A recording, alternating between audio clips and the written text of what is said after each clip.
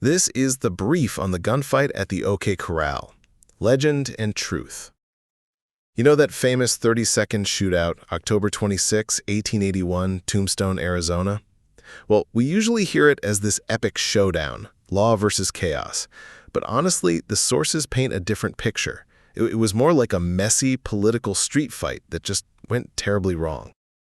First off, this whole thing was kind of like a proxy war for what Tombstone would become. You had two main groups clashing. There was the town faction, that's the Earp brothers, mostly Republicans from the North, invested in mining. They wanted strict law and order, like this Ordinance No. 9, which banned carrying guns in town. On the other side, the cowboy faction, guys like the Clantons and McClurys, largely Southern Democrats, many ex-Confederates. They really didn't like this new money and these new rules messing with their ranching lifestyle. Second, the spark that lit the fuse. It was all about public humiliation, really. The night before, the cowboy leader, Ike Clanton, got drunk and started making loud public threats against the Earps. So the next day, things escalated. City Marshal Virgil Earp pistol-whipped Ike. Then Wyatt Earp pistol-whipped Tom McClury. Doing that in public, it basically guaranteed a fight, It became about honor.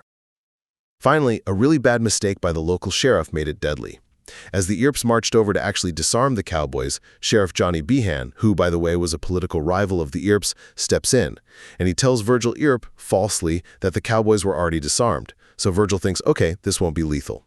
They proceed, and bam, that 30-second shootout happens, leaving 3 cowboys dead. So the gunfight? It wasn't some triumph of justice. It was a tragic mess of politics, money, and wounded pride that really defined the West and set off even more violence.